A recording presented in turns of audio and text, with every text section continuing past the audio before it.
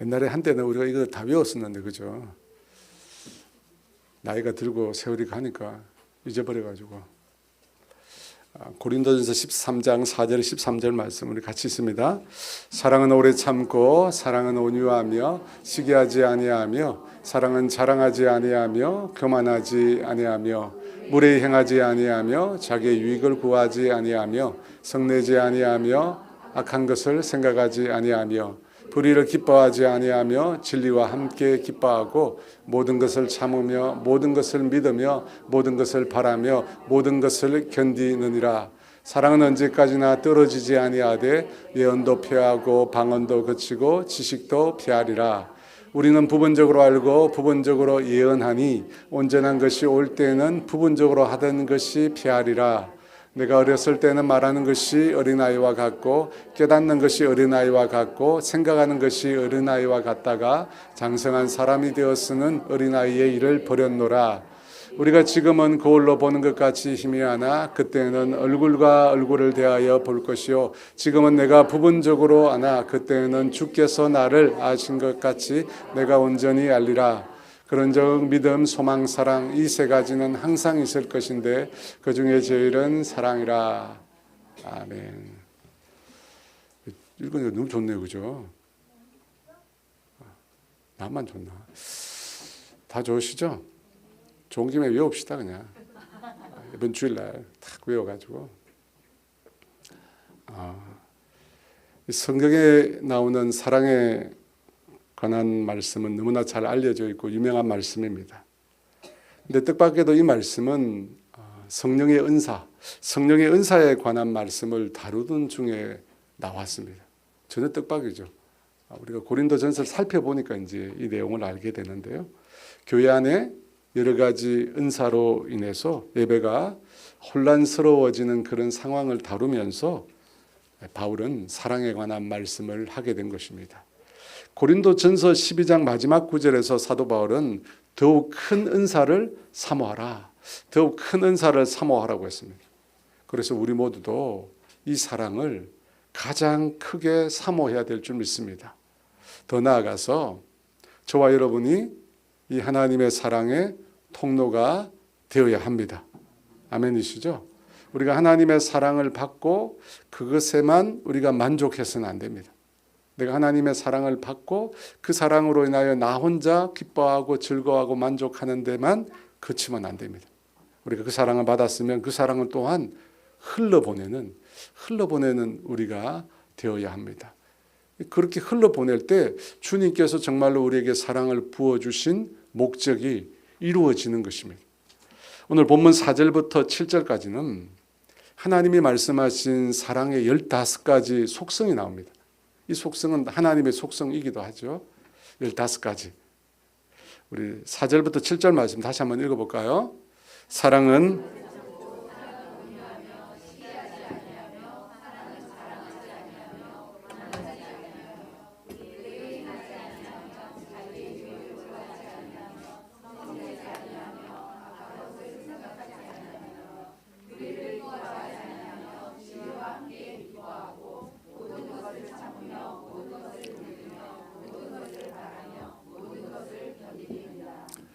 이 15가지인데요.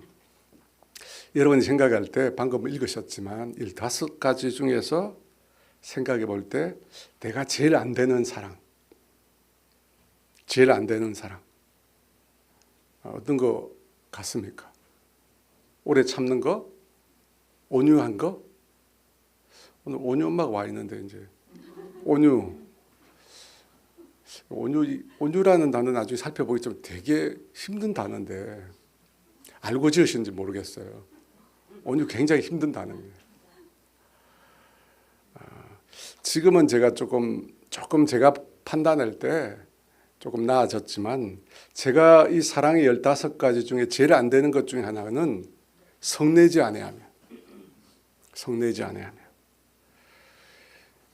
다른 지방 사람들은 잘 모르겠어요. 제가 경상도 사람이니까 경상도 분들한테 제가 좀 죄송합니다. 자꾸만 언급을 하게 되어가지고 다른 지역은 모르니까 그래요.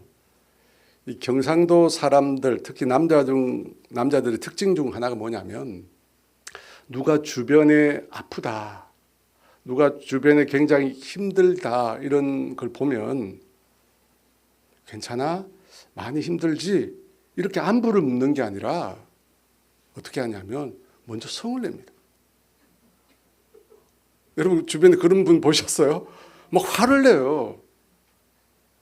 아니 처가 옆에서 피곤하다, 힘들다, 아프다 그러면 저도 모르게 먼저 화를 내요. 왜 빨리 자라고 하는데 안 자가지고. 그러니까 피곤하지. 왜 돌아다니지 말라고 그러는데 이 추운 날 싸돌아다녀가지고 화부터 내는 거죠. 누가 빨리 안 자고 싶나요? 그죠? 아니 설거지통에 그릇이 가득한데 어떻게 해야 됩니까? 아니 그렇게 말할 거면 좀 도와나 주지. 도와주지는 않고 애들이 또 밤늦게 오잖아요. 아빠는 자고 엄마는 기다립니다. 그러니까 잠을 많이 잘 수가 없죠. 근데 참 이상하게 처가 힘들다 그러면 화부터 내는 거예요. 회개해야 됩니다. 회개해야 돼요. 저는 그게 제일 힘든 것 같은데 그 옆에 있는 분한테 물어보세요. 당신은 뭐가 제일 힘든 것 같아? 물어보세요 빨리. 옆에 사람한테 빨리 물어보세요. 15가지 중에 뭐가 제일 힘든지.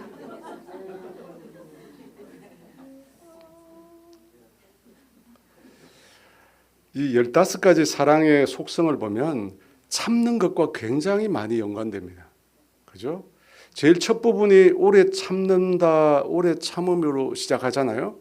그리고 맨 마지막이 뭐예요? 모든 것을 견디느니라. 그 사랑이 뭐냐? 여러분 사랑이 뭐냐? 참고 견디는 거예요. 뭐 사랑에 대해서 표현하지만 성경이 말하는 사랑, 참고 견디는 게 사랑입니다. 이 오래 참는다는 말이 무슨 뜻이냐면 나에게 해를 가하는 사람, 가만히 있는 게 아니라 나에게 해를 가하는 사람에게 복수하지 않고 그냥 참고 견뎌내는 거예요. 그게 사랑입니다, 여러분. 뭐 사랑을 굉장히 유치하게 많이 표현하지만 성경이 말하는 사랑은 참고 견디는 거예요. 성경에 보니까 하나님은 굉장히 많이 참으셔요. 로마서 9장 22절 말씀 같이 읽어볼까요? 만일 진노를 보이시고 그의 능력을 알게 하고자 하사 멸하기로 준비된 진노의 그릇을 오래 참음으로, 말이 좀 어려워서 제가 세 번역으로 한 것도 같이 읽습니다. 하나님께서 하신 일도 마찬가지입니다. 하나님께서 진노하심을 보이시고 권능을 알리시기를 원하시면서도 멸망받게 되어 있는 진노의 대상들에 대하여 꾸준히 참으시면서 너그럽게 대해 주시고, 꾸준히 참으신대 하나님. 갈라디아서 5장 22절 우리가 다 알죠? 있습니다. 오직 성령의 열매는 사랑과 희락과 화평과 오래 참음과 자비와 오래 참음. 디모데전서 1장 16절 말씀 있습니다. 그러나 내가 긍휼을 입은 까닭은 예수 그리스도께서 내게 먼저 일체 오래 참으심을 보이사 후에 주를 믿어 영생 얻은 자들에게 본이 되게 하려 하심이라. 사도 바울이 한 말이죠. 주님께서 나를 향하여 일체 오래 참으셨다. 오래 참으신 거예요. 베드로서 3장 9절 말씀 있습니다. 주의 약속은 어떤 이들이 더디다고 생각하는 것 같이 더딘 것이 아니라 오직 주께서는 너희를 대하여 오래 참으사 아무도 멸망하지 아니하고 다 회개하기에 이르기를 원하시니라. 여러분, 하나님은 사랑이십니다. 그 하나님의 사랑의 첫 번째 특성이 뭐냐? 오래 참는 거예요. 하나님은 오래 참으십니다. 오래 참으시기 때문에 저와 여러분이 여기 있는 거예요. 오래 참으셨기 때문에. 그래서 주님께서도 우리에게 무엇을 요구합니까? 오래 참으라고 해요. 데살로니가전서 5장 14절 말씀 있습니다. 또 형제들아 너희를 권하노니 게으른 자들을 권계하며 마음이 약한 자들을 격려하고 힘이 없는 자들을 붙들어 주며 모든 사람에게 오래 참으라. 옆 사람한테 인사하세요. 오래 참으라 얘기하세요. 오래 참으라. 오래 참으라. 여러분, 오래 참으라는 말은 무슨 말이에요? 사랑하라는 말입니다. 그렇잖아요. 사랑은 오래 참는 거예요. 우리가 흔히 참으면 한이 된다고 그럽니다.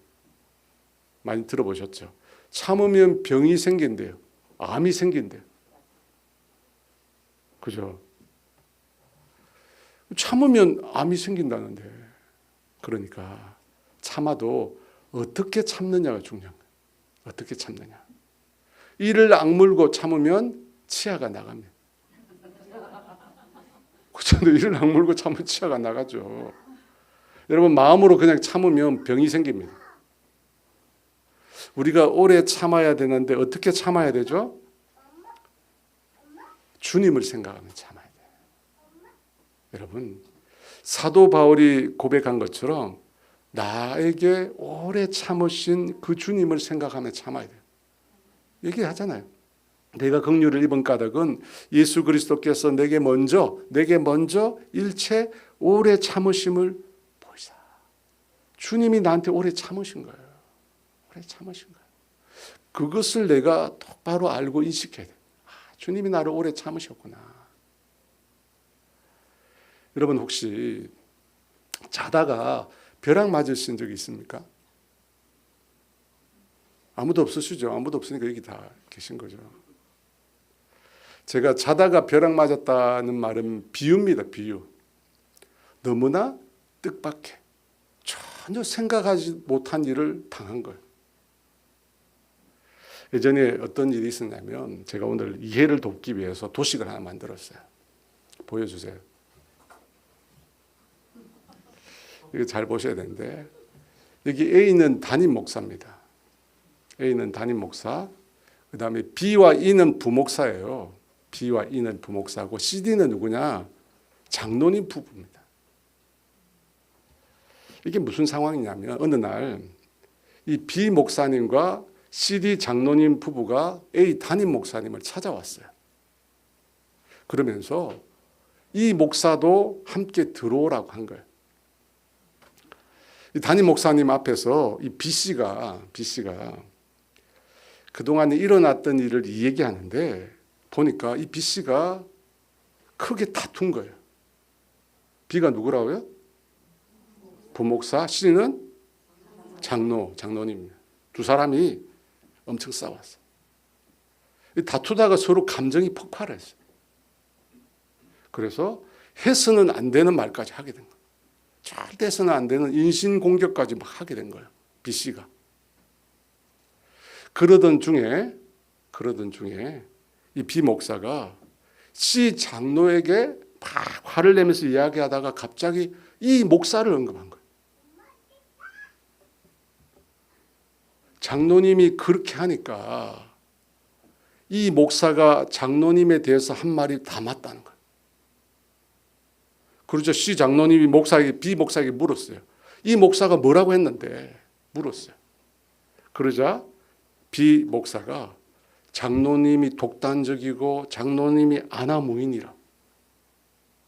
자기 마음에 안 들면 무조건 반대한다고. 기타 등등의 말을 이 목사가 했다는 거예요. 두 사람이 싸우다가 B 목사가 자기도 모르게 자기가 화가 너무 난 거죠. 그래서 C 장로님한테 이야기하면서 갑자기 그 자리에 없는 이 목사를 불러가지고 이 목사의 이름을 언급하면서 이 목사가 장로님에 대해서 한 말이 다 맞다고 얘기를 한 거예요. 그래서 이 목사가 지금 이 자리에 불려온 거예요. 영문도 모른 채 자기는. 무슨 일이 일어난지도 몰라요. 이 목사는. 그 자리에서 담임 목사님도 같이 있는 그 자리에서 C 장로가 이 목사한테 물은 거예요. 당신이 나에게 무슨 말을 했는지 다시 말해보라고. 여러분 상황이 이해되세요? 평소에 이 목사와 C 장로는 관계가 아주 좋았어요. 관계가 아주 좋았어요. 같이 밥도 먹고 아주 친하게 잘 지냈어요. 근데 A 담임 목사가 보는 앞에 C 장로가 이 목사에게 나에 대해서 한 말을 뭐라고 했는지 말을 해보라고 하는 거예요. 여러분 그 자리에서 뭐라고 얘기하죠? 아니 B 목사를 통해서 이미 이 목사가 C에 대해서 아나무인이라고 독단적이라고 얘기를 했다는데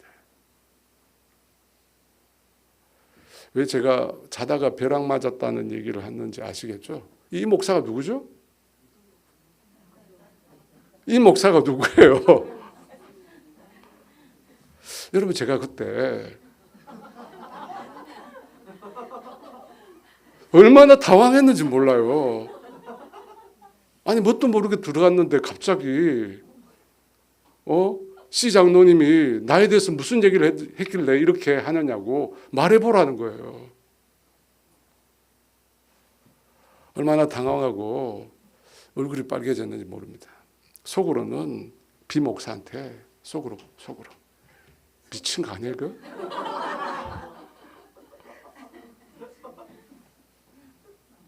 아니 기억나지도 않는데 하지도 않은 일 때문에 지금 완전히 이게 구렁텅이에 빠지게 된 거예요.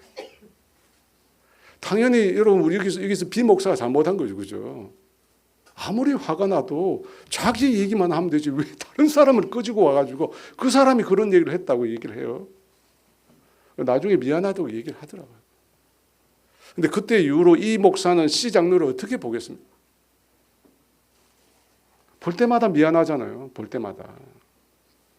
내가 없는 곳에서 내 욕을 한 목사. 완전 낙인이 찍힌 거예요.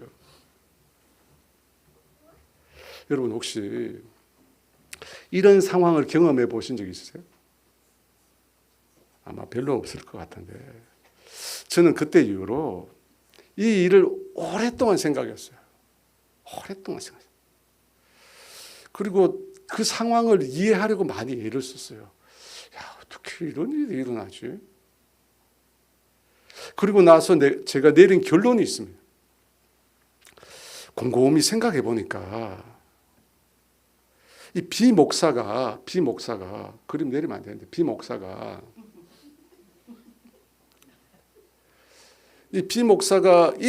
이라고 하는 목사가 이제 의식하지 못한 순간에 내뱉은 말을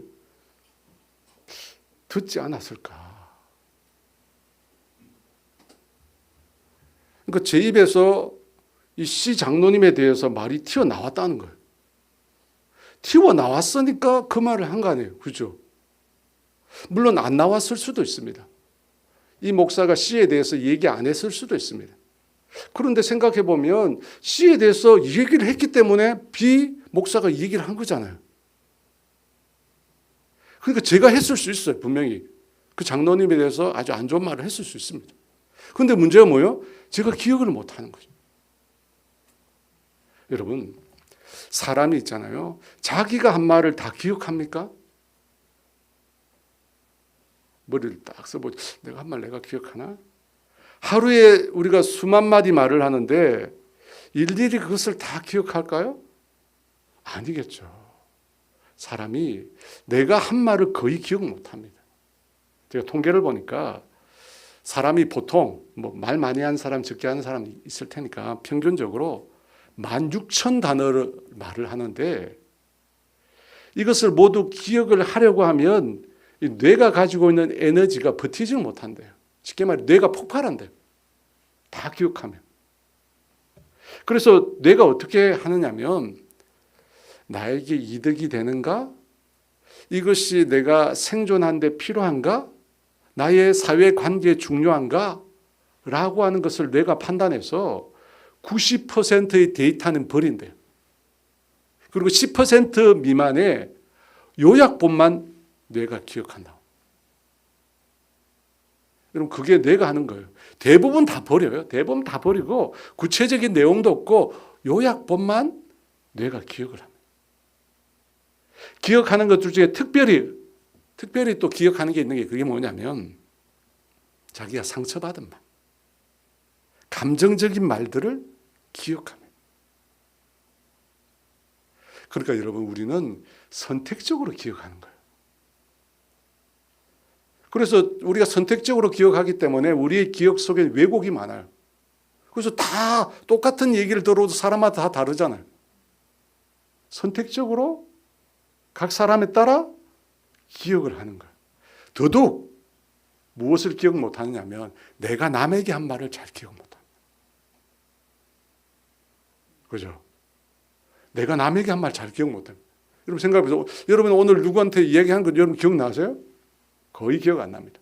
다른 사람이 나에게 한 말은 조금 기억나는데 내가 한 말을 거의 기억 못해요. 그러니까 여러분 이런 가정이 가능해요. 내가 오늘 한 말 속에 누군가가 들으면 끔찍해야 할 말이 있을 수 있습니다. 자다가 벼락 맞을 그런 충격의 말이 있을 수 있습니다. 내가 한 말 중에. 여러분 그렇지 않다고 여러분 확신할 수 있습니까? 나는 절대 없다. 과연 그럴까요? 내가 입으로 한 말 중에 기억을 못할 뿐이지 내가 한 말 중에는 누군가를 아프게 하는 내용이 담겨 있을 수 있습니다. 근데 여러분 가해자는 그 특성상 잘 기억을 못합니다. 가해자는. 하지만 피해자는 어때요?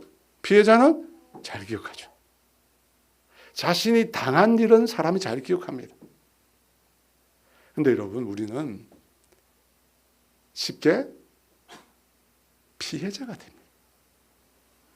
안 그래요 여러분? 우리 다 피해자에 보니까. 여러분 중에 나는 가해자입니다. 나는 가해자입니다라고 생각하는 분 있으세요? 제가 보니까 사람들은 전부 피해자예요. 근데 내가 과연 내 말로 누군가를 상하게 했다고 우리가 생각하는가? 그렇게 생각하는 사람 별로 없습니다. 전부 나만 당했다고, 나만 피해자라고 사람들은 생각합니다. 솔직히. 그래서 만약에 여러분 녹음을 해보십시오. 뭐 그럴 일은 없겠지만 내가 한 말을 한마디도 빼놓지 않고 다 녹음을 해서 저녁에 들어보면 어떨까요? 아마 여러분 놀랄걸요. 내가 피해자라고요?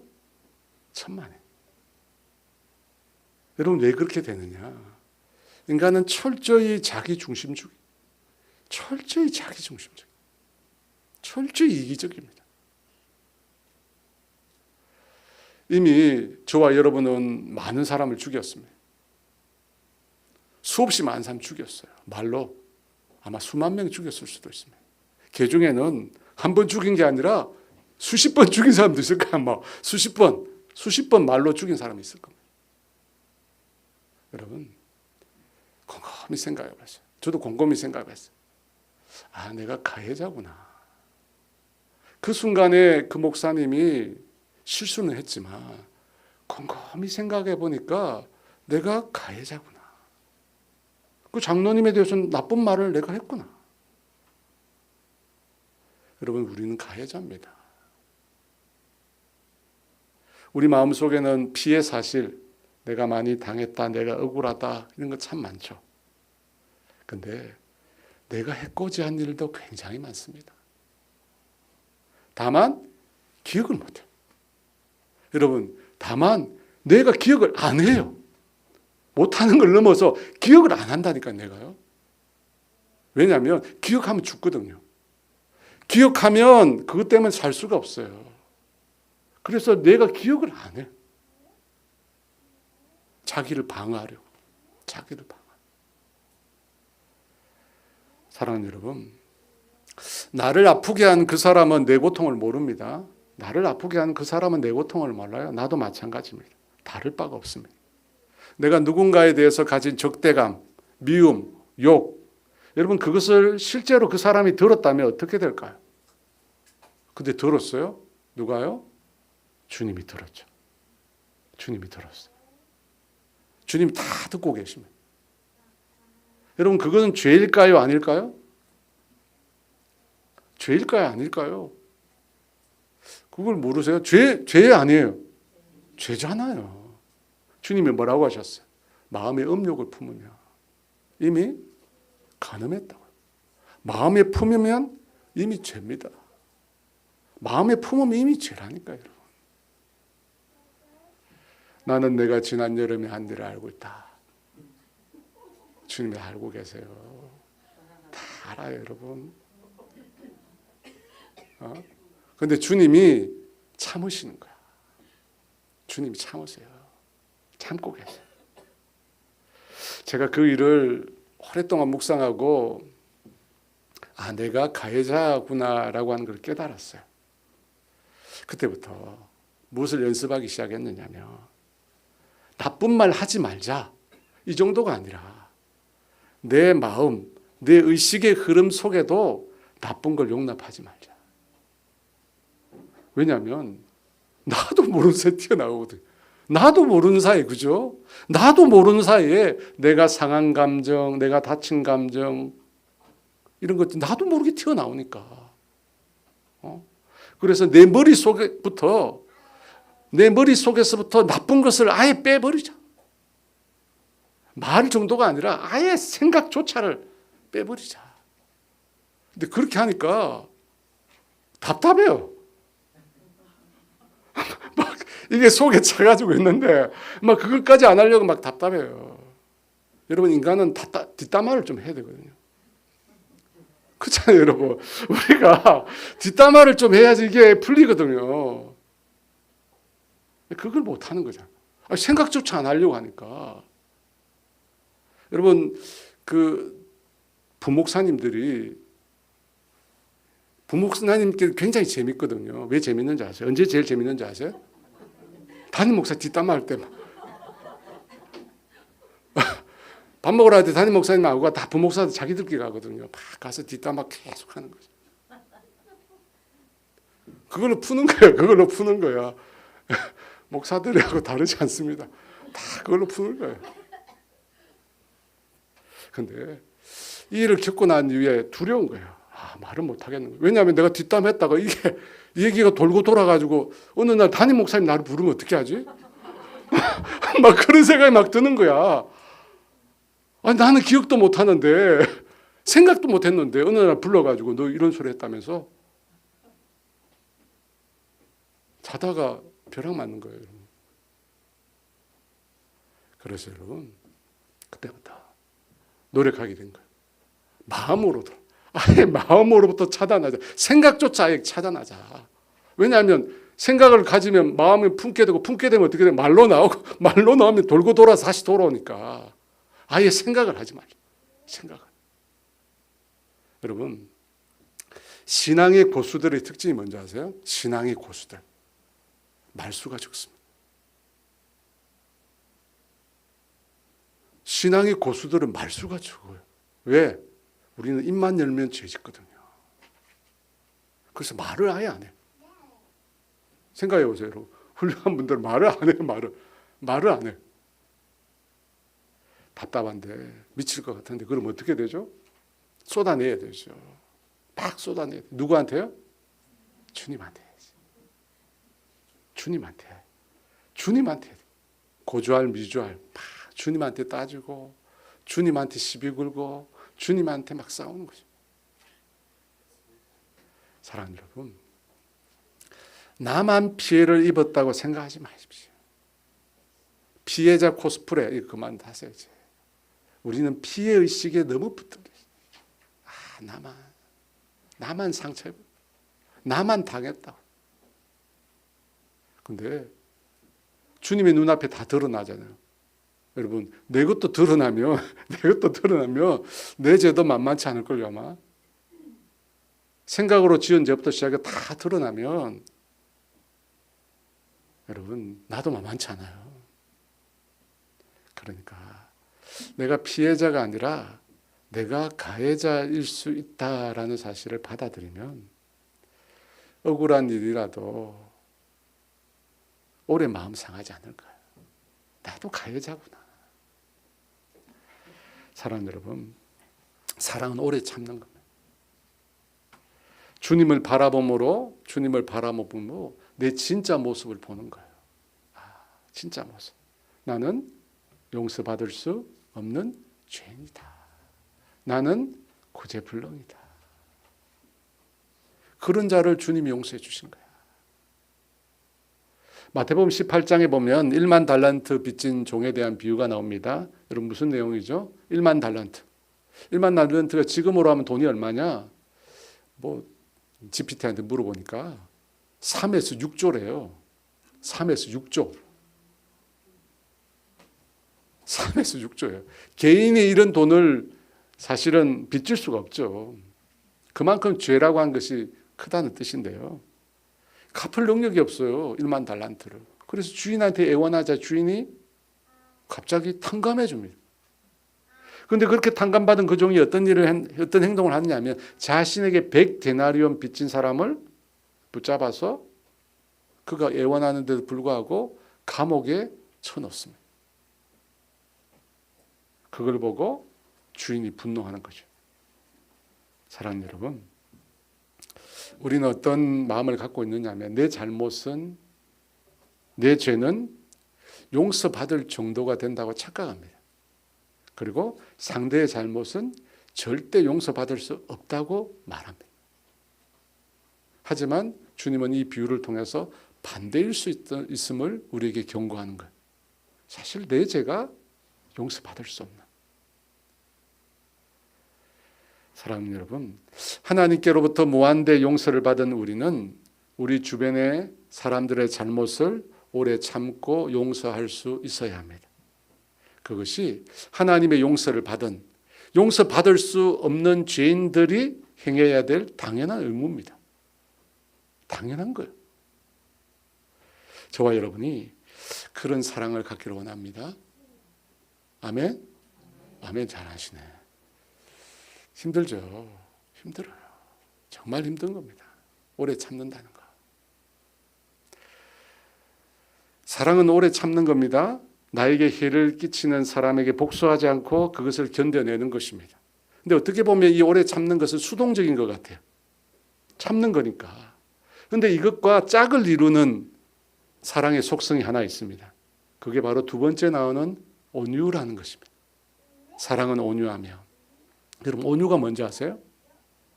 해를 끼치는 자에게 참을 뿐 아니라 어떻게 해요? 더 나아가 그 사람에게 친절과 선을 베푸는 거예요. 온유 큰일 났다. 이제. 아니, 참을 정도가 아니라 더 나아가지고 그렇게 해를 끼치는 사람에게 선을 베푸고 친절을 베푸는 거예요. 이것이 산상수훈에서 말씀하신 하나님 나라의 윤리죠. 눈은 눈으로 이는 이로 갚으라고 했는데 주님은 어떻게 하라고 합니까? 나에게 악을 행하는 자에게 보복하지 말라고. 받은 대로 갚지 말고 오히려 구하는 것보다 더 많은 선을 베풀라고 얘기합니다. 그래서 누구든지 내 오른뺨을 때리면 왼편을 돌려대고 속옷을 취하려고 하는 자에게 겉옷 가지고 오리를 가자고 하는 자에게 십리를 동행하라고 합니다. 그냥 하신 말씀이 아니죠. 다 통하는 거예요. 내 이웃을 사랑하고 내 원수를 미워하라고 했는데 주님은 내 원수를 위하여 기도하고 내 원수를 사랑하고 너희를 박해하는 자를 위하여 기도하라고 하셨어요. 여러분, 참는 거 어렵죠. 근데 거기서 한 걸음 더 나아가가지고 나에게 해를 끼친 자에게 친절과 선을 베푼다는 거 더 어렵죠. 성경의 인물 중에 온유함으로 가장 잘 알려진 인물은 모세입니다. 민수기 12장 3절 이렇게 말합니다. 같이 있습니다.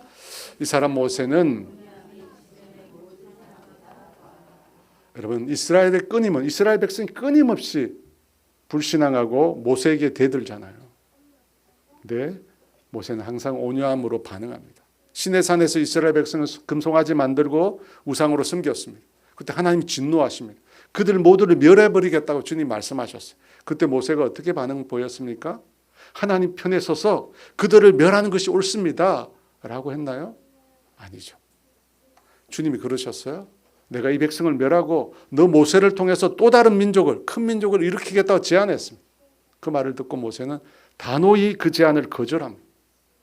그리고 하나님께서 만약 이 백성을 지금 이곳에서 죽이시면 여호와께서 악한 의도로 그 백성을 이끌어내었다고 애굽 사람이 말하지 않겠느냐고, 하나님의 이름과 명예를 훼손시키는 일이라고 말하면서 그들의 조상과 맺으신 언약을 기억해달라고 말합니다.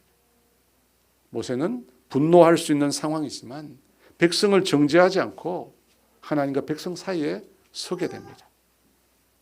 은혜를 구하고 긍휼을 구합니다. 모세의 온유함이죠. 이런 모습은 출애굽 이후 광야 생활 내내 이어집니다.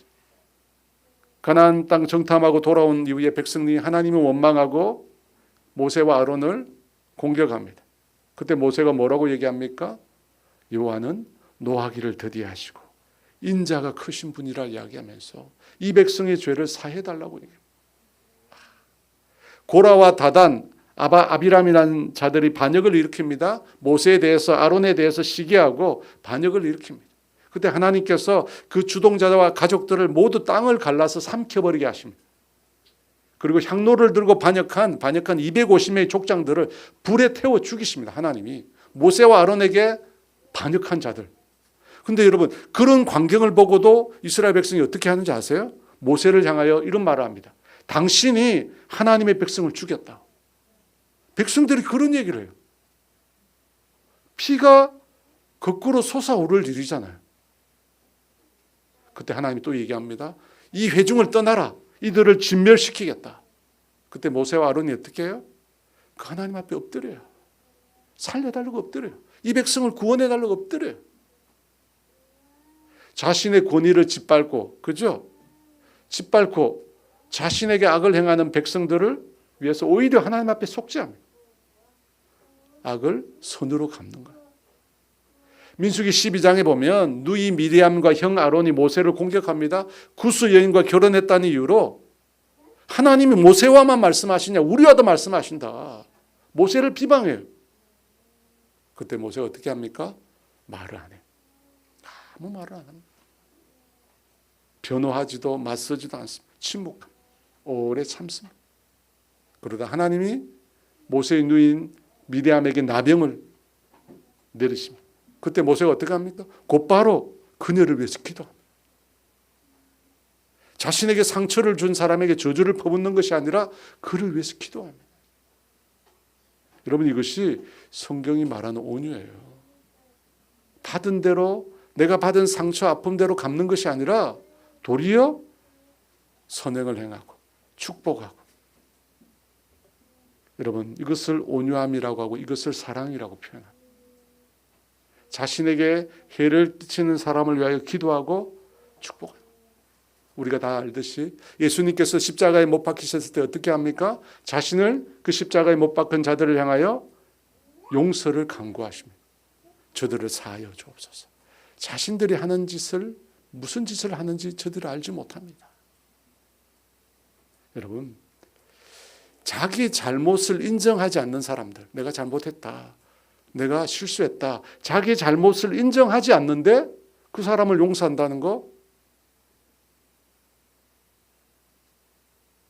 여러분, 어려운 일입니다.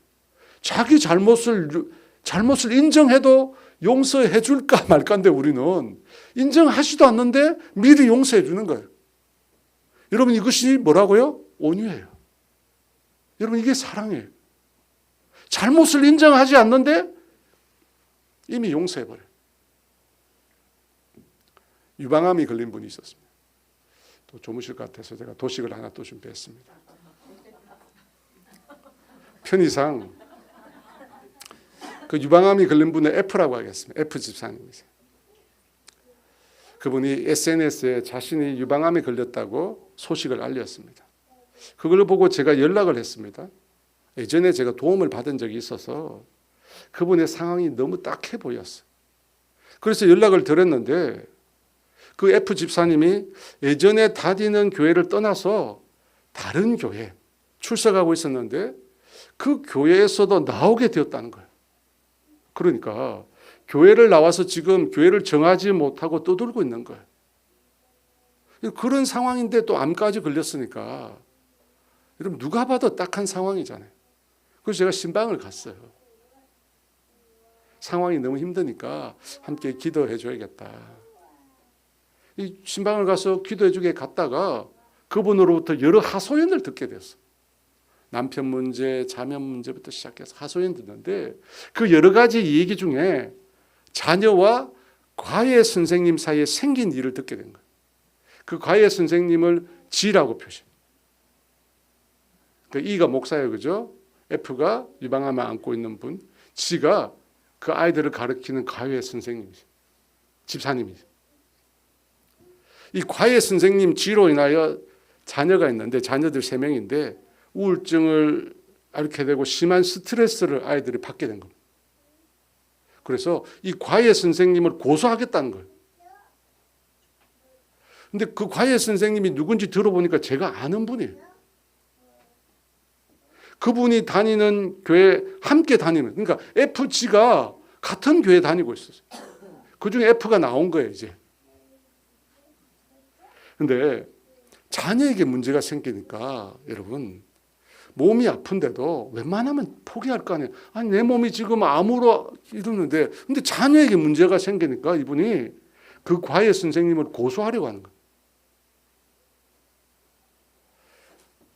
예수 믿는 사람들끼리 여러분 고소하는 게 득이 안 되잖아요. 성경에도 우리가 봤지만 소송하지 말라고 했잖아요. 제가 이 얘기를 들으면서 이분들을 어떻게 화해시키면 될까? 아니 이렇게 암까지 앓고 계신데 이런 상황이 계속되면 이분이 너무 힘들겠다. 그래서 제가 그 과외 선생님만 만났어요. 지 집사라고 만났어요. 지신 안 해요. 만났어요. 소송 당할 위기에 있으니까 그것도 안 되겠다 싶은 거예요. 근데 제가 이 지 집사를 만났는데 이분한테 얘기를 들었는데 얘기가 전혀 다른 거예요. 이 과외 선생님 말은 아이들이 문제고 부모가 문제라는 거예요. 두 사람의 얘기가 완전히 다른 거죠. 내가 난감한 거예요. 이걸 어떻게 해야 되나. 괜히 했다가 이거 어떻게 해야 되나. 근데 우리가 사람들 얘기를 같이 들어주다 보면 어떻게 돼요? 공감을 해야 되잖아요. 듣다가 바른 소리 계속하면 그 사람이 얘기를 안 하잖아요. 그래서 막 공감을 그렇죠. 그래서 F 집사님 만났을 때 F 집사님 편에 서가지고 그렇죠. 맞아요. G 집사님 만나면 집사님 말이 맞죠. F가 문제네요. 막 이러면서 들어준 거예요. 아니 그게 얘기가 그렇게 할 수밖에 없잖아요. 근데 얘기 듣다 보니까 골이 너무 깊은 거예요. 자녀 문제니까. 기도하겠다고 시작했는데 제가 보니까 이거 내가 도저히 해결할 수 있는 문제가 아니다.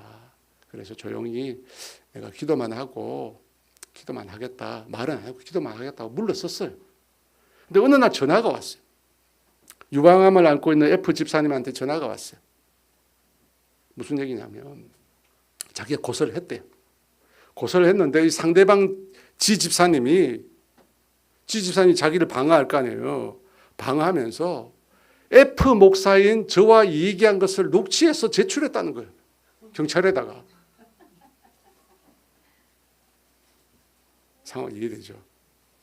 아니 그 과외 선생님이 저와 상담했던 그 얘기를 그대로 녹취를 해가지고 자기에게 유리한 쪽으로 편집해서 제출하면서 목사님도 내 얘기가 맞다고 얘기했다는 거예요. 저한테 묻지도 않고. 그러니까 이 F 집사님 고소했다가 목사님 얘기를 듣고 나서 저한테 전화를 한 거야. 여러분 이거 범죄 아니에요? 아니 녹취 이거 마음대로 해도 되는 거예요 이거? 기가 막히더라고요. 근데 또 웃긴 게 이 F 집사님이 아픈 집사님이잖아요. 저와 대화를 다 하고 막 온갖 얘기를 다 하고 끝에 저랑 한 얘기를 지금 녹취했대요. 그러면서 그걸 사용해도 되겠느냐고 또 그러는 거예요. 그 얘기 듣는데 멘붕이 오더라고. 그래도 이분은 양심은 있네. 양심이 있어서 물어보는구나. 제가 아픈 분을 돕고 싶어서 교인들 간에 다툼이 있어서 그것을 좀 화해시키기 위해서 나섰다가 이용만 당한 거죠. 그때부터 저는 저랑 얘기할 때 녹취를 하긴 합니다. 이분들 지금 녹취하고 있다. 핸드폰 꺼내보라고. 녹취를 하긴 해요. 녹취를. 그 다음부터 여러분 사람을 만나고 싶지 않더라. 아니 사람들이 이용하니까. 그러면서 제 속에서 당장에 전화를 하고 싶었어. 지 집사님한테. 어떻게 이럴 수가 있느냐. 그분이 저한테 와서 4시간씩 2번 8시간 얘기를 했어요. 귀에서 피가 났어요. 8시간 들었어요. 근데 여러분, 그분이 저를 만나자고 했을 때 처음부터 계획을 한 거예요. 녹취가 2번 있었거든요. 처음부터 계획하고 저를 만난 거예요. 근데 그게 다 밝혀졌는데 저한테 전화를 안 하더라고요. 미안해서 그런 거지. 화가 나서 그분 전화번호를 차단했어요. 핸드폰에서 차단했어요. 차단. 아니, 그동안 만나면서 여러분, 그 일만 얘기했겠어요? 아니잖아요. 그분이 막 자기 신앙적인 어려움, 가정의 문제, 남편이 신앙이 없거든요. 젊었을 때 교회 다녔는데 안 다녔어요.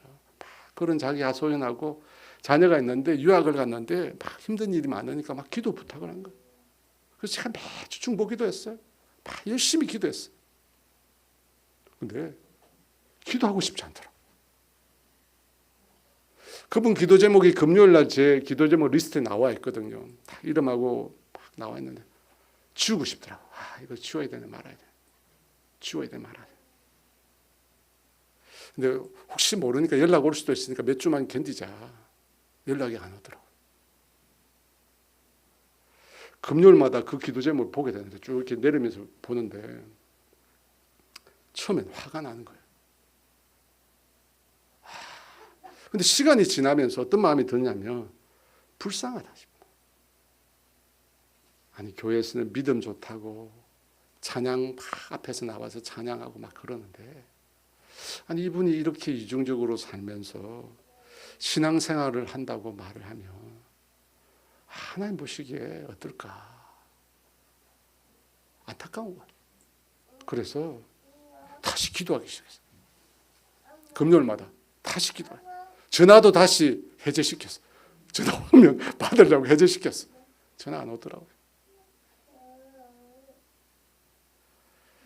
여러분, 5절에 보면 사랑은, 이제 제가 안 보여드려요. 5절에 사랑은 악한 것을 생각하지 않는다는 표현이 있어요. 여러분, 이 악한 것을 생각하지 않는다는 이 말이 무슨 뜻일까요? 악한 것을 생각하지 않는다. 번역이 상당히 문제가 있어요. 이 말이 무슨 뜻이냐면 다른 사람의 잘못을 계속해서 기억하지 않는다는 뜻입니다. 악한 것을 생각하지 않는다면 그 사람이 지은 악한 일에 대해서 생각하지 않는다는 거예요. 나에게 행한. 생각이란 말이 원어로 로기조마이라는 단어인데 이 말이 무슨 뜻이냐면 세밀히 기억해 두는 거예요. 세밀히. 대충 기억하는 것이 아니라 상대가 나에게 저지른 잘못에 대해서 세밀하게 기억하는 거예요. 그런데 사랑은 어떻게 한다고요? 그것을 기억하지 않는다는 겁니다. 앞서 언급했듯이 사람은 자기가 한 말보다 남이 한 말을 더 잘 기억합니다. 그리고 자신을 아프게 한 말, 내 마음을 상하게 한 말, 이거는 빼박이에요. 이것은 시간이 지나도 안 사라져요. 여러분 속에 다 들어있잖아요. 50년 전에 했던 말 딱 기억하고 있잖아요. 이거는 포기 못해 딱 붙잡고 있잖아요. 근데 사랑은 어떻게 하는 거라고요? 남이 나에게 저지른 잘못을 기억하지 않는 것. 남이 나에게 저지른 잘못을 기억하지 않는 겁니다. 흔히 그런 말 하잖아요. 다른 사람이 나에게 잘못하면 그 사람 나에게 빚이 있어. 그런 말 하잖아요. 여러분, 사랑이 뭐냐? 그 빚을 탕감시키는 겁니다. 성경에서 주님이 우리의 죄를 용서해 주셨는데 이런 표현을 사용합니다. 시편 103편 12절 말씀 같이 읽어볼까요? 동이 서에서 먼 것 같이 우리의 죄가를 우리에게서 멀리 옮기셨습니다. 이사야 1장 18절 말씀 같이 있습니다. 여호와께서 말씀하시되 오라 우리가 서로 변론하자. 우리의 죄가 눈과 같이 휘어질 것이요 주는같이 붉을지라도 양털같이. 여러분, 주님은 우리의 죄가를 어떻게 했는가? 동에서 서가 먼 것처럼 옮기셨어요. 동쪽에서 서쪽 끝까지 옮겨버렸어요. 주홍 같을지라도 흔적도 남지 않게 눈처럼 희게 만드셨고 진홍같이 붉을지라도 양털같이 희게 만드셨다. 주님은 저와 여러분의 죄에 대한 기억을 다 지우셨어요. 주님은 기억상실. 오늘 말씀에 비추어 보면 그게 주님의 사랑이에요. 다른 사람의 잘못에 대해서. 여러분, 사랑은 기억하지 않는 것이다. 이 사람한테 이야기합시다. 사랑은 기억하지 않는 것이다. 좀 보면서 얘기해요. 다 알고 있잖아요. 기억하고 있다는 거 다 알고 있거든. 사랑은 기억하지 않는 거예요, 여러분. 상대가 나에게 저지른 잘못 기억하지 않습니다. 기억하려면 상대가 나에게 잘해준 거 기억하세요. 우리는 용서한다, 용서했다 반복하면서도 기억을 지우지 않습니다. 그리고 틈만 나면 어떻게 돼요? 끄집어내죠. 이제 쫙 끄집어내. 남편들이 죽을 때까지 듣는 말이 있습니다. 출산과 임신과 출산 때 못 해줬던 거. 그 한여름에 딸기 못 사줬던 거. 막 이런 거. 평생 울어먹어요, 평생. 여러분, 그거는 사랑이 아니에요. 사랑은 잊어버리는 거야. 오늘 이 밤에 다 잊기를 원합니다. 아멘이 약간. 다 잊어버려야 돼요, 여러분. 다 동에서 서가 먼 것처럼 눈이 녹듯이 다 기억상실증 걸리셔야 돼요. 기억상실증. 다 잊어버리세요. 뭐 전신마비하면 기억이 잘 안 난다면서요. 전신마비 마취 뭐 한번 받고 나면 다 같이 한 번씩. 예전에 제가 그런 일이 있어요. 딴 얘기인데 성경 암송을 막 시키니까 어떤 분이 손을 들면서 목사님 나 전신마취 2번 했어요. 암기가 안 된다고. 하나 외우면 2개 잊어버린다고. 그래서 제가 암송 가면 제외시켰어요. 그럴 것 같으면 제외시켰다. 그러니까 전부 손 들더라고. 저도 했다고 전부 손 들더라고. 여러분, 농담이지만 잊어버리셔야 돼요. 오늘 이 밤에 잊어버려야 돼요. 말씀은 잘 잊어버리면서 상처는 안 잊어버려요. 여러분, 잊어버리고 상대를 볼 때마다 어떻게 해야 돼요? 이제 축복을 말해야 돼요. 그래서 제가 많이 했잖아요. 선제적으로 축복하라. 그냥 얼굴 보면 바로 축복해야 돼요. 그냥 얼굴 보면 나오잖아요, 벌써. 얼굴 보면 나오거든요, 우리는. 얼굴 보면 바로 나와요. 그때마다 축복해요. 축복합니다. 축복합니다. 그렇게 하지 않으면 섭섭이 올라요. 축복합니다. 여러분, 사랑은 온유한 것입니다. 받은 해를, 내가 받은 상처를 잊어버리고 축복하는 겁니다. 저와 여러분이 그렇게 되기를 원합니다. 7절 말씀 같이 있습니다. 모든 것을 참으며 모든 것을 믿으며 모든 것을 바라며 모든 것을 견디느니라. 사랑의 첫 번째 속성은 참는 겁니다. 오래 참는 겁니다. 근데 여기 보니까 모든 걸 또 믿는데, 여러분이 믿는다는 말이 무슨 말이냐면 나를 계속해서 실망시킴에도 어떻게 해요? 신뢰를 버리지 않는다는 뜻이에요. 계속 실망시켜도 신뢰를 버리지 않습니다. 모든 것을 바라면 무슨 뜻이에요? 계속 실망을 시켜도 계속 기대를 접지 않는 거예요. 모든 것을 견딘다 뭐예요? 계속해서 잘못을 저질러도 끝까지 인내하고 받아들이는 거예요. 주여.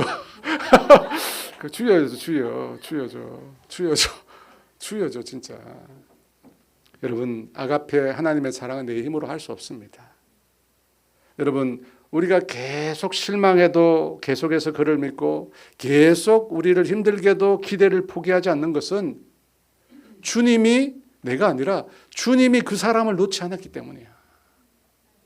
내가 아니라 주님이, 여러분, 주님이 그 사람을 포기하지 않았기 때문에 우리가 포기하면 안 되는 거예요. 주님이 계속해서 기대하시거든요. 주님은 계속 기대하세요. 오래 참으신다니까. 끝까지 참으세요. 그러니까 우리도 끝까지 참아요. 여러분, 주님의 시각에서 볼 때는 여전히 기회가 남아있어요. 마지막 십자가에 매어 달려서 죽는 그 순간까지 기회가 남아있어요. 그래서 우리의 사랑도 끝까지 여러분. 한번 사랑하기로 결정했으면 끝까지 가야 돼요. 8절입니다. 같이 있습니다. 사랑은 언제까지나 떨어지지 아니하되 예언도 폐하고 방언도 거치고 지식도, 말씀을 살펴봤지만 고린도 교회에서 자랑스러워하는 은사들이 있었습니다. 어떤 거요? 예언의 은사, 방언의 은사, 지식의 은사. 신령해 보이지 않아요. 대단해 보이잖아요. 자랑하기에 좋잖아요. 사람들이 부러워하잖아요. 그런 은사 받기를 원했습니다. 그런데 바울이 뭐라고 합니까? 패한다.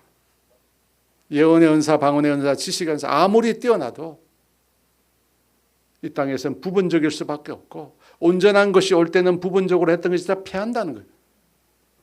어린아이가 장성한 이후에는 어린아이 때의 일을 버리는 겁니다. 그죠? 버리는 거예요. 여러분, 예언의 은사, 방언의 은사, 지식의 은사 완벽한 은사가 아니에요. 부분적인 은사입니다. 거울로, 옛날 거울은 지금 거울하고 다르죠. 잘 보여주지 못해요. 하지만 주님의 때가 오면 그런 지식들이 다 패합니다. 대신에 우리에게 남는 게 있으면 뭐가 남죠? 뭐가 여전히 우리 가운데 남아요? 뭐가 남아요? 사랑이 남죠. 사랑은 끝까지 남죠. 여러분, 사랑이 왜 끝까지 남죠? 왜 사랑이 영원하죠? 하나님이 영원하시니까. 사랑 그 자체이신 하나님이 영원하시기 때문에 사랑도 영원합니다. 여러분, 사랑은 끝나지 않아요. 사랑은 사라지지 않아요. 이 땅에서뿐만 아니라 저 하늘에 가도 사라지지 않아요. 여러분, 이 땅에서 방언의 은사, 예언의 은사, 지식의 은사 하늘에 가면 아무 소용이 없어요. 아무 소용이 없어요. 이 땅에서 뭐 S대 나왔다고 죽을 때까지 S대 얘기하들. 여러분, 저 땅에 가면 S대 있는 거 없어요. 없어요. 다 없습니다. 그런데 남는 게 있습니다. 사랑은 영원히 남아요. 그러니까 우리가 영원히 남는 걸 붙잡아야죠. 이 땅에서만 효용가치 있는 거 말고 영원히 남는 거. 여러분, 그것을 저와 여러분 붙들기 원합니다. 그걸 붙들고 오늘도 사랑이 가득한 사람, 사랑이 가득한 그런 공동체 되기를 저와 여러분에서 노력하기를 원합니다. 그렇게 되기를 주의 이름으로 축원합니다. 같이 찬양하며 주 앞에 함께 나가겠습니다. 아버지 사랑합니다라는 찬양인데요. 찬양 드리겠습니다.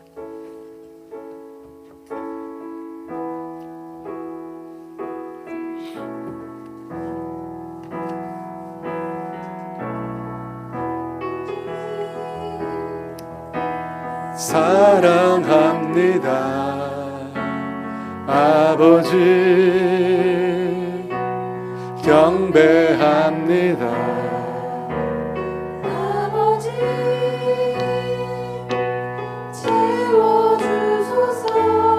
당신의 사랑으로. 아버지 사랑합니다. 아버지 경배합니다. 아버지 채워주소서. 당신의 사랑으로. 예수님 사랑합니다. 예수님 사랑합니다. 예수님 경배합니다. 예수님 채워주소서. 당신의 성령님 사랑합니다.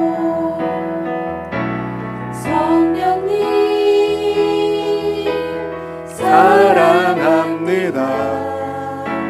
성령님 경배합니다. 성령님 채워주소서. 당신의 사랑을. 우리 성령님 한 번 더 하겠습니다. 성령님 사랑합니다. 성령님 사랑합니다. 성령님 숭배합니다. 성령님 채워주소서. 당신의 사랑으로. 나 무엇과도 주님을 바꾸지 않으리. 나 무엇과도 주님을 바꾸지 않으리. 다른 어떤 은혜 구하지 않으리. 주님만이 내 삶에 도움이 있으니 주의 얼굴 보기 원합니다. 나 무엇과도 주님을 바꾸지 않으리. 다른 어떤 은혜 구하지 않으리. 오직 주님만이 내 삶에 도움이 있으니 주의 얼굴 보기 원합니다. 주님 사랑해요.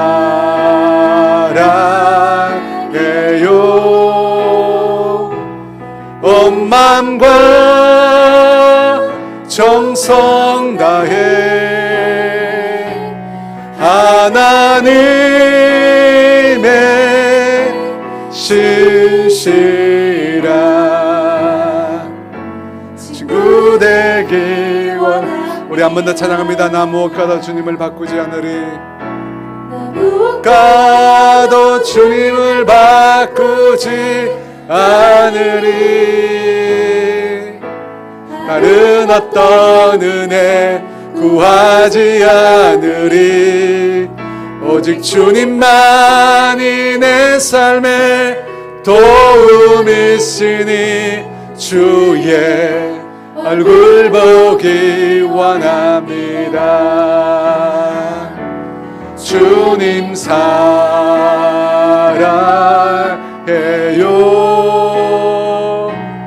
온 마음과 정성 다해 하나님의 신실한 친구 되기 원합니다. 사랑하는 여러분, 우리 안에는 피의식이 가득해요. 제가 그 목사님 때문에 그런 어려움을 당했잖아요. 봉변을 당한 건데 그때 너무 억울한 거예요. 내가 하지도 않은 것 같은데 설령 했다고 해도 그런 말 하면 안 되는 거 아니야? 억울한 거예요. 그래가지고 그 장로님 어떻게 생각해요? 그 장로님 부인 권사님 어떻게 생각해요? 너무 화가 나는 거예요. 네, 시간이 흘러 지나가면서 내가 피해자가 아니라 사실 내가 가해자였구나라는 사실을 깨닫게 되니까 하나님 앞에 내가 기도하게 됐거든요. 하나님, 사실 내가 내 입으로 그 사람을 상하게 하는 말을 했군요. 주님, 제가 잘못했습니다. 주님, 다시는 그러지 않도록 주님 도와주세요. 그렇게 제가 기도하니까 피해자였을 때는 경험해보지 못한 은혜를 경험한 거죠. 아, 내가 부족하구나. 은혜를 경험하겠어. 그리고 어느 날 그 장로님 만났을 때 꼭 안아줬습니다. 그래서 장로님 사랑한다고. 사랑한다. 여러분, 우리 안에 있는 이 피해의식, 나만 억울하고 나만 상처받고 나만 고통받았다는 거, 주님 앞에 다 드러나고 우리의 실상을 우리가 깨달았으면 좋겠어. 우리 진짜 우리 모습을 대면하기로 합니다. 내가 가해자임을, 죄인임을 깨닫고 하나님 은혜가 필요하다고, 은혜가 필요하다. 그렇게 우리가 회복할 수 있으면 좋겠습니다. 이 시간 우리 자신을 위해서 기도할 때, 하나님, 내 안에 있는 피해의식 주님 보게 해주세요. 내 안에 있는 그런 나의 억울한 그런 마음들 하나님 보게 해주시고, 주님의 은혜와 주님의 사랑으로 나를 고쳐주시고 회복시켜달라고 우리 주 예수 같이 기도합니다. 주여,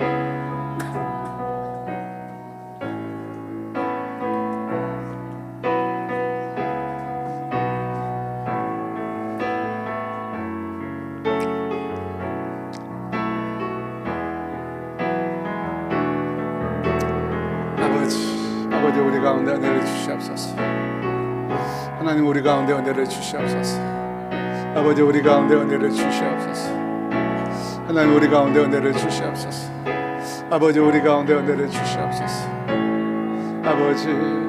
아버지 우리 가운데 은혜를 주시옵소서.